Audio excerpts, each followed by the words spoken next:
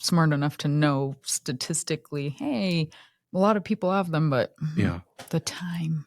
I can help you with that, because if you're able to give me 5, like this window, like we can do this. Okay.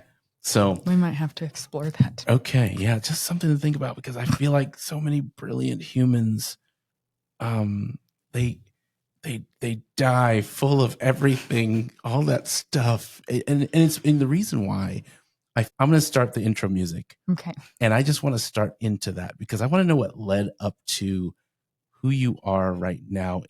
I think about what you do as a parent, as a professional, as a wife, and there's a balance to that, and none of us have perfected it, but it's definitely working for you. You are an author. You are so many things to us. You're a Pathfinder director. You're a child of the king. There's all kinds of titles that you're holding. And sometimes, because this stage of our lives is so busy, to slow down and to actually articulate that so that others can be blessed by it, I'm starting to learn how necessary that is. Mindfulness. I'm going to put that down. That's something we need to talk about. So with that being said, here comes the music, right? And I'm just going to I don't know what the name of this thing is, but it's going to go something like this. Here we go. And hello. I am Pastor Fred, and I'm here with Julie Ladd. And we are starting a podcast by faith. I pray that through this interaction, that it will be positive and encouraging, and in a way that perhaps Julie will consider starting her own podcast. So throughout this discussion, hopefully you'll get hints of what the name of it should be. And let's just jump in and get started. Okay.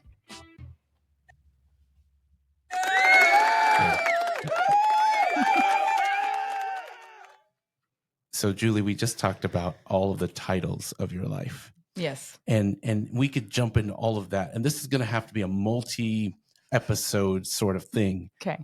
But I want to start from I don't know, what was it, like 2 p.m. when you were born into this world? Were you an evening, afternoon baby? I was a early, okay, so my mother's water broke during church, actually. That's so and good. If I'm remembering correctly, it was early morning. Early morning. Yeah. Okay. It's funny. I was throwing a joke out there, but I'm so glad you caught it and you delivered the detail. I don't know how you did it, but you knew, you found out that's how it happened. I can't imagine at church, it's a sermon and all of a sudden, here we go. Hopefully it was a good one, and be like, I'm sorry, I'm not just leaving. That's exactly right. Exactly. So from that time on, your childhood, you have siblings. Yes. You grew up in Wichita? No. Tell me more. So my parents met in Texas, so Southwestern. Southwestern. Yes. What? Yes. Okay. Shout out to Southwestern. Okay. I think. Right? mean, yeah, I guess. Okay. I might have not been super planned, but I was born in Hughley Hospital in Fort Worth. And then because of the unplanned situation, they moved to Pennsylvania. Oh, wow. So we moved to the BMA up there, which is Blue Mountain Academy area. Oh, okay. And that's where my sister, younger than me, and my brother were both born there. Okay. So there's 3 of you total. Yes. And the eldest is me. You. And the second is Heidi. And the third is Robbie. Okay. Do you get along with your siblings? No. Yeah. I hear you. You know my children, so that relationship very similar to me and my brother. That's growing so up. Cool. That's a whole other thing, isn't it? How genetics work. Yeah. These little humans that are running around with our DNA and the combination, and how pieces of us show up in them, and others in the family show up. Yes. Yeah. So, okay. So you did a lot of growing up in Pennsylvania. Until I was 6. So you were 6. So my mom got her cosmetology license there. My dad was working at Harris Pine. It's funny because I actually just wrote an interview for Voyage KC magazine about this. So Did you really? yeah, they just reached out this week, and I'm like, I'm so a little weirded out right now, but Yeah, what's up with all that? the opportunities. I'm gonna silver line this. All the opportunities. I like that word. Use that Silver instead. lining, Yes, yes. absolutely. Absolutely. So, anyway, so I was like, Mom, what's the name? I remember I don't remember him working there at that one. But he worked at Harris Pine Mills, and it actually closed down when I was about to start first grade. And so we actually then moved to Mississippi. Talk about a culture shock. Wow. Tell me Everything's more. soda up north, and everyone's stereotypically. Okay, that's great. So stereotypically, everyone's a little colder up there. Maybe because Interesting. it is cold up Maybe there. 'cause I it's don't cold. know. The cold makes yeah, you cold. But Agreed. then you move to Mississippi. Yeah. Oh my! Everyone always made comments about my accent. You have such a proper accent, but I couldn't say my R's, so I sounded like I was from Massachusetts or Boston. Can you give us a sample? Okay, of that? so my middle name's Renee. Okay. And it came out One-A. Or my brother's name is Robbie, and it came out as Wobby. Oh, And so I couldn't say rich. It came out as witch. Like, so. I mean, this just can go on. This is fantastic.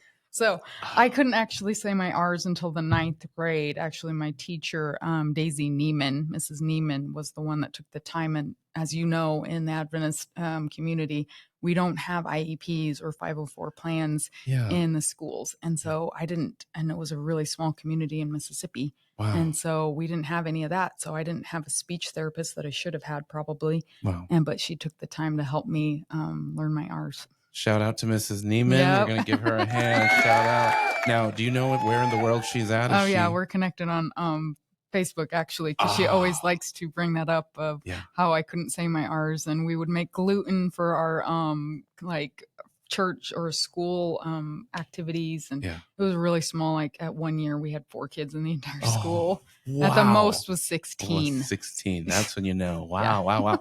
You know, I wonder how that experience shaped you. I know, your gluten is delicious, by the way. Your mom's gluten, because we went to, I think it was Gillette, Wyoming, and I saw this and I said, "What is this?" It's like manna. And it wasn't sweet like manna, but it was really good. Yeah, it was really good. So, anyways, I got sidetracked by the gluten, but shout out to Mom for the gluten. But yeah, how would you say that kind of a small? I mean, that's very small town kind of. It was. I mean, so we lived out in the country. This will not all fit in 1 hour episode, but okay, it's all right. I mean, so there's challenges obviously there, because you don't know what you don't know until you know it. And that's perfectly said. Okay, yes. And so, I mean, we moved there. It was a small church community in the Adventist community, and so we moved there when I was 6. Kind of moved in with people and then found our own house. But it was there actually, and I know you and I've talked about this personally, but I was actually sexually abused. Understood. By one of the kids of who we were getting babysat for. Yeah. And we got removed from the situation, thankfully, because my sister actually told. I didn't, because I shame and all the things that come with mental health. And at 6 years old, I'm like, I'm going to get in trouble. I can't say anything. Wow. So that was honestly, when people ask, well, what happened? I'm like, honestly, my entire conception forward is probably my story of why I'm doing what I do. Wow. But so this directly plugs into that. Oh, praise God. I got to pause for a second. I don't know if you can see that, but it's really cool because that's a horrible thing to have lived through, but to hear that that's what plugged you into who you are today. Yeah.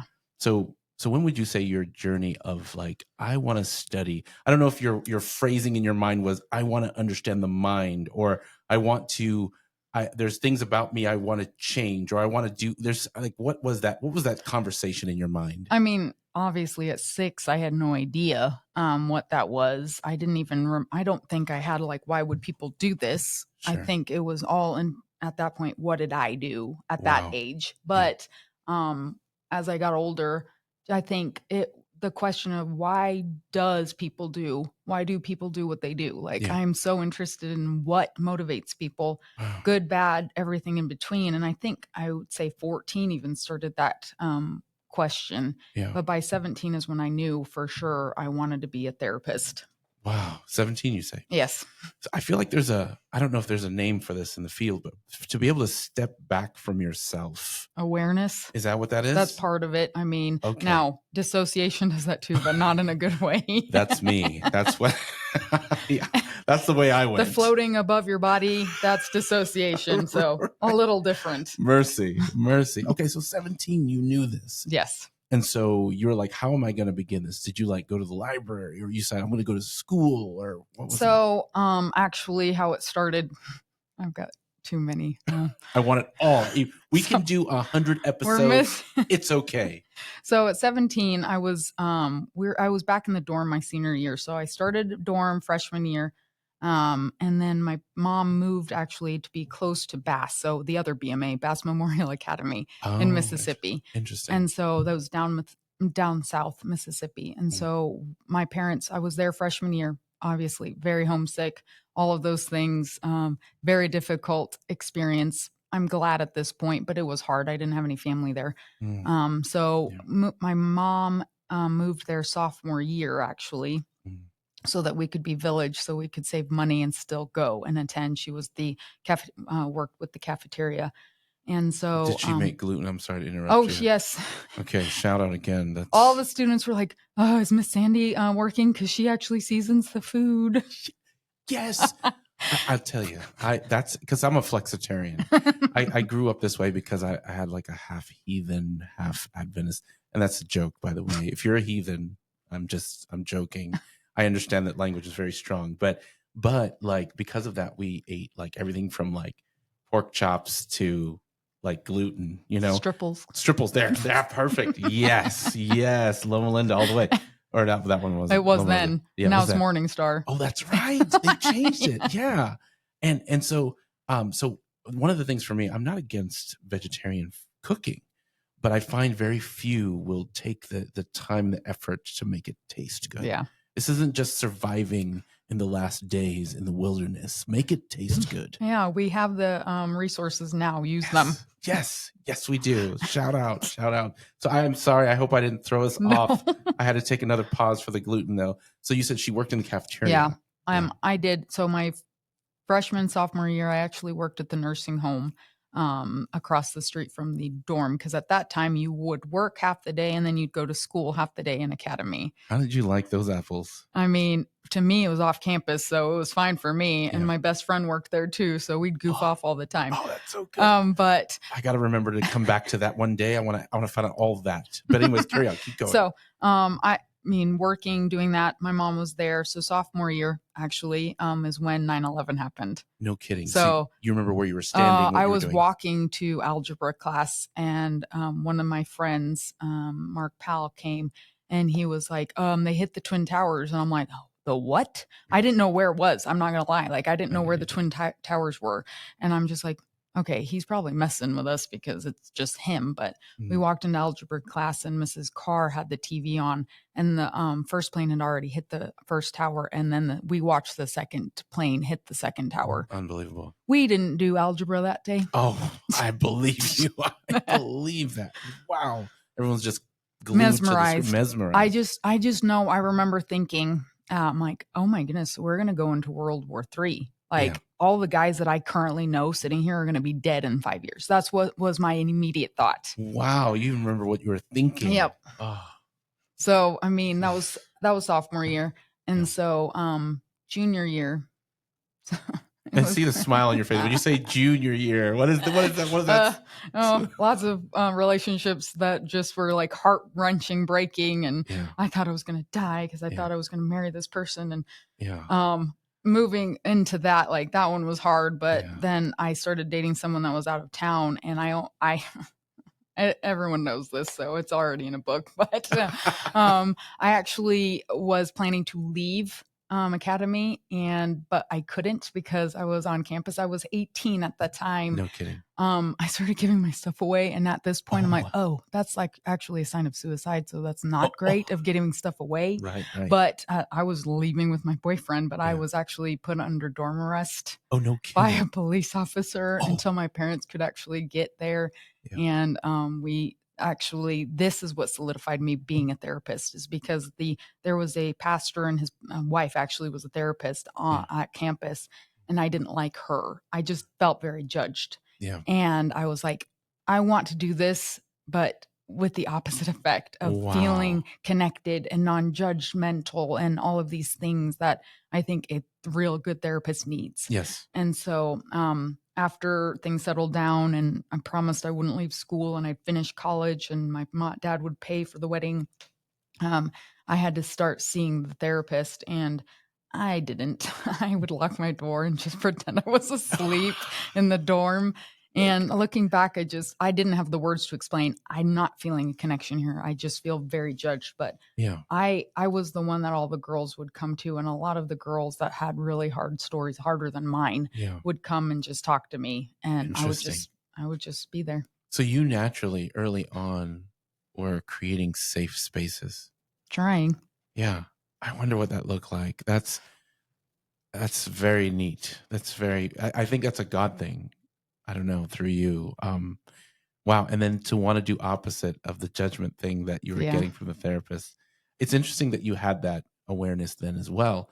Another thing you said just now was about the whole, how did you say it? And while my brain catches up here, I'll cut that part out. But you said, giving away your stuff. Yeah. How did you know that was a sign? Is that something of suicide? Yeah, I didn't know that. So that's actually not something I realized until college, because then we took classes like, that's not a great thing. I can see why someone would have thought the opposite, but at that time I didn't realize. I see. That's incredible though. I was just like, wow, yeah, I guess that's true. I didn't think about that, getting rid of things. So we've got this therapist just doing it the wrong way. It's funny how people teach us regardless, how not to do something or how to do something. God is opening up this space. Already your first therapy office is your dorm room. I'm thinking they would come and visit. And you come to the end of your tour there. What happens? So I graduated, actually with honors. So I didn't screw that up, thankfully. But but I actually immediately enrolled in Union Union. So my parents, my mom was working at Platte Valley at the time before it closed down, and so I went to Union, which was it was hard because all of the people I had grown up with from 6 up were going to Southern. So that was difficult, but I went to Union, and I didn't even change where a lot of people change their majors. I didn't. I was just like, this is what I'm doing. So I'm going to be psychology. Wow, that's incredible. All the way through. All the way through. I worked I was a lifeguard and a swimming instructor and a custodian for the lifestyle center there. And so I was in class for my first week in wellness or something. And my dad's like, have you gotten a job yet? I was like, no, Dad, I just started school. Anyway, so I was there and I was talking to someone, and the manager place was like, well, you can start here. You can take lifeguarding as a PE course, and you can just become. So I worked there all 4 years. That's incredible. Incredible. Now, did you ever have to save anybody? No, I did have to whistle and yell at a lot of kids though. Now, did you have the whistle or did you do the whistle? No, it was the actual whistle. I've never been able to figure out. I can make the hooting owl sound with my hands, but I can't actually. This thing. Yeah. So that's going to be on another episode, how to whistle with our fingers. Yeah. And then the owl if you want to as a bonus. So yeah, with that being said, so you said all 4 years you're doing the lifeguarding thing, and now you're working to pay school. School is expensive. Mom's at Platte Valley, and now you're moving into what would you have called that major? I guess at that time, what was it? Just psychology? Yeah, it was a bachelor's of psychology. Psychology. Okay. I didn't know because there's probably an emphasis that you have. Not in your bachelor's. I had a minor in marketing, but I had no desire at all to use that. No. Now I'm actually glad I probably did, but maybe some stuff stuck. But hey, that's all right. Marketing starts now. We're marketing now. I don't know if it's too late anyway, but okay. So now you're still at Union. You're standing on the stage, and they put the tassel over to the other side. They give you the diploma, and you look and you smile. and they take a picture. You walk off the stage. You don't trip, No, not at all. And then you go. What do you do after that? I mean, so at this time I had met Adam, so we were together, and So where did you guys meet? Tell me about this Adam guy. technically, so he had actually come to Union, I think. No, I know he did, but I didn't meet him there. I found him actually on MySpace. Because MySpace. I had seen, I think we had friends connected through, because I went to Union, and so one of the guys that he knew from Three Angels, actually, he was going there at the time, had also been at Union, so I think we connected that way. But I had messaged him, and he didn't think I was a real person at first. He thought it was spam, and so he didn't actually answer me right away. So good. He finally did, and Yeah. I mean, now almost 17 years later. 17 years. That's incredible. Oh, please, do you have the account somewhere, please? Not that's probably open anymore. But Oh, I'm gonna stay tuned. That's episode 5. MySpace. I wonder if we can find it. I mean, I would love to see maybe. those early messages. Hi, it's me again. Like, oh, that's so good. Okay. So you guys met. Yeah. At this point, you started dating. So yeah, I met him end of junior year, actually. I hate birds, just to preface this, but to get out of cold Western civilization Right. from a very hard teacher, I took this birding class, and it was me and 4 other students, guys. So of course I'm getting picked on the entire time. Oh no. We have to sleep in a tent and get up at 4 to look at birds. Like, Are it you- was horrible. Oh no. Is And- it those migrating birds? Is Yeah, that- well, we went to Colorado. oh. I got altitude sickness Oh, no. and fell asleep on the trail, and I was No. like, if a bear eats me, it's whatever at I'm this cooked. point. Oh no. You were that's how bad I it didn't was. care. You were I like, mean- take me, bear. Oh, that's incredible. So, but we started talking there. He was actually at AFCO, which is a Bible college in California. Oh, no kidding. And so he was there when we started talking, and we just started talking and started dating that summer. And then we did long distance for my senior year. Senior year. Yeah. Long distance is hard. But you made it work. I mean, it definitely shows persistence. It does. It does. Okay. That's cool. That's cool. Do you remember your first date? Yes, it was horrible because he came to visit me at Sunnydale, and my sister and my brother wanted to go watch Alien versus Predators, and I did not want to watch it. I was like, I don't want to watch this. I don't want to watch this. Right. He talked me into it. I left midway. So there's a scene where these aliens are popping out of these pregnant women's bodies Mercy. in the maternity ward. And I looked at him like, I told you I didn't want to watch this. And I left. Like, Oh, no. I tell him to this day, you are lucky You are you lucky. survived this movie. Oh my goodness. Shout out to persistence and healing and restoration. Yes. And aliens. Oh wow. That's funny. I wonder, I'm gonna have to look up what year that was. Probably the first one that came out, I think. No, it wasn't. It was like probably the third one. Oh, the third I one. think there was a couple since then, but it was Okay. 2007. Oh, 7. Wow. So Okay. whichever one came out that summer. Yeah, that's cool. Okay. So now we come to this place where you are graduated and Mhm. do you move back home? No, I actually moved here.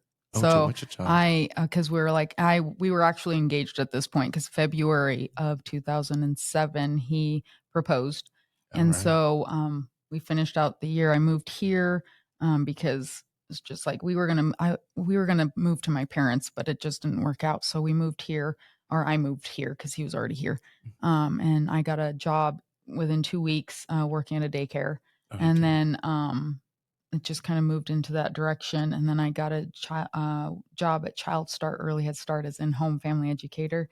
And so I was working with the underprivileged and lower income families, and working with their child's development from 0 to 5 Wow. to see if they had any needs. And I did that. And then while I was working at Child Start, I was getting my master's. Wow. So working full-time, master's full-time. Mm. And I wonder, the rest is history in a way, but how did you decide? You were working with kids. Did you decide what age group? Were you like, because you were doing both. You're getting your master's. Hmm. You're working with these kids. Did you ever think I might go the direction of working with kids, or? I did Oh, actually for a while. At first I thought, oh, you know what, I want to work with teen girls. That was okay. where I started because academy, I was like, I think I'd relate really well. Mm, Um, and then when I was working with the kids at Child Store, I'm like, okay, this might be doable. mm. And then I had them, and Yes. I was like, I love them, Yes. but I do not want to raise them and work with them. I Yes. need a healthy balance there. Yes. And I was pregnant my last year of my master's. Oh wow. So I No don't kidding. take breaks, obviously, Yeah. in anything. I Oh. mean, the longest I've ever been out of work is 3 months, and that was maternity leave. And that was since the age of like 12. Oh my goodness. So, So you have an incredible work ethic. yeah, some people call it workaholic. Understood. Fair, fair, fair. So, and so at this point, you're now moving to this place where now you're about to get into, I guess, what you specialize in now. Because I want Yeah. to take some time and talk about that.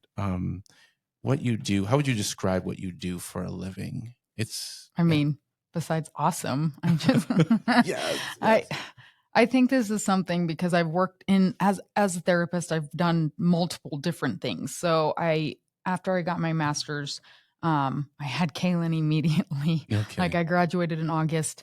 I took my national exam 10 months, 8 months pregnant. I felt Oh. like it. Oh, I felt To like the point, I think I shared this story too. Like I was looking at the Depends just to see if I could find a single one to take this test because it was 4 hours long. Oh no. And I remember looking at her like and praying to my belly, Kaylin, please don't Please don't. push on my bladder. I've got to pass this test. Like this is our future. Unbelievable. And at that point, we didn't get our passing scores right away. We Oh. had to wait for the mail. So I had to turn this in. I'm like, okay, God, I'm done. Like I have taken this test and it's all on you now. I'm now going to focus on this child.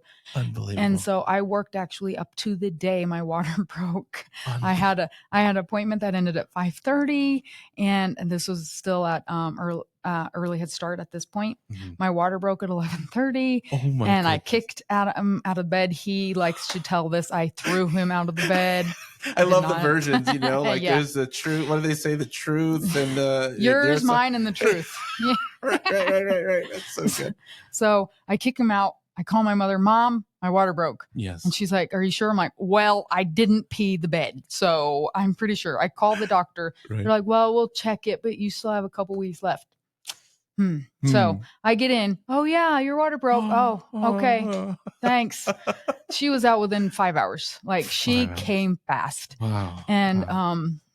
it was funny because again, like I worked, had her. That's the start of my maternity leave. Yeah. And so I had 13 weeks off. But as soon as when I got back from the doctors, when I was headed to the newborn checkup, I get this yellow envelope in the mail. I'm like, Mom, please open this. Oh my I don't think I can goodness. handle this right now. No. So I give it to her. She opens it. She looks at me and we both start crying because I passed the clinical level, which means I never have to take that test again. Oh my As long as I don't lose my license and whatever. Yeah. So I found that out with newborn hormones. I'm bawling and crying and I'm like, oh my goodness, I passed. Did it. Yes. So I started I got my license and I started sending resumes out and it immediately got a job in home case manager and therapist. No kidding. And honestly, I have to say, as much as this was hard, and that was 7 years of my existence, like working in that level of poverty, this was worse than Child Start. Like I would go in homes, and when you see hoarders like the show, that's what I worked in. I mean, I worked in with poop and pee and bugs falling off the ceilings, trying to maintain. So I was in the family preservation department, and so we were trying to keep the family together without the kids being removed. But if they didn't get stuff in order, they were going to be removed. And so I was going into the homes of these people that didn't want me there. Right. And I got threatened with a gun once. Like I've had some very interesting, I had a baby die on my caseload within a couple of days of me working there. I was in 2 car accidents while I was there. One was pretty major. And so the secondary trauma that came from that was really intense. Like I was so burnt out.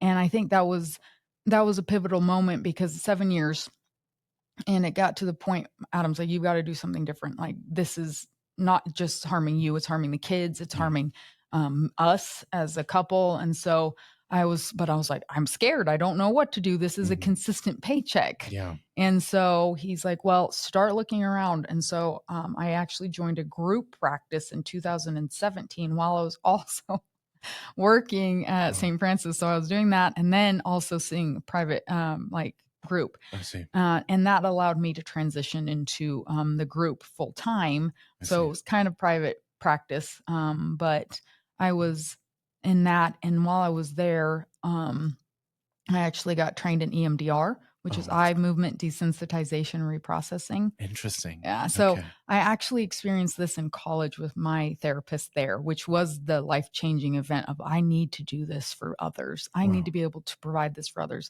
I couldn't do that at St. Francis because it was more case management. I We were see. trying to keep the lights on. We were trying to keep the Oh, kids in the home. So I really couldn't get into the mental health piece. I wow. couldn't actually start changing that because their basic needs of Maslow's hierarchy weren't even getting met. They Mhm. weren't having the sleep. They basics. weren't having that. I mean, they couldn't move up to the actual mental health and emotional well-being because they didn't have lights on half the time or food. It speaks very loudly to me what you just said, because I think of any of us, like when you're living in survival, I think about the gospel, and I think about when you're living in like scarcity of fear and worry and doubt, and then when you get to that place where now you're living in abundance, even though your situation may not always change, but to move from that mindset of scarcity to abundance. Your nervous system doesn't forget. Yeah, I want to talk about all The that. default setting Yeah. doesn't forget. Oh, tell me more about that real quick. So default setting actually is something that came up. Obviously, we hear about it with iPhones and all the technologies. Oh, go back to the default setting. That's not good in mental health. Oh, okay. So Janina Fisher, actually, who's one of the top gurus, like when you have the famous people of all the things, Janina Fisher is one of them in trauma. Oh, interesting. And so I took a training from her a couple weeks ago, and she used two terms that really just stuck with me: as default setting, which is what we tend to go back to. So if an event happens, so finances is actually a big trigger for me. Oh, yeah. Not knowing what's going on. We grew up, we went through bankruptcy and things like that. We always had enough, but we had enough, just enough, not overabundance of things. Yeah. And so money was a big thing because there's a lot of arguments around money growing up. And so for me, even to this day, that can set me off real fast. Yeah. And I will go into fight mode. I Wow. don't flee. I don't freeze. I fight. You run towards it. And Wow. so she talked about default setting. When we get a trigger, we immediately go back to default setting. Man. And we have to become aware of that to change it. It's like if you chew your nails or you pick your hair, whatever the case is, default setting. And we have to keep and bring that awareness and mindfulness to our forefront prefrontal cortex for us to change that. Wow. Man, that's incredible. Let's see here. My camera just went out for some reason, but I can turn it back on. It's 5:47. We're doing pretty good. I'm going to see what happened with that, and I can of course cut this part out, but I'm trying to think of where to go from here because I want to dig into everything that you do. But I know we have so much. We can do another episode, but Okay. but just that little taste you gave me right now, my brain is just like, oh, like I want to ask a million questions.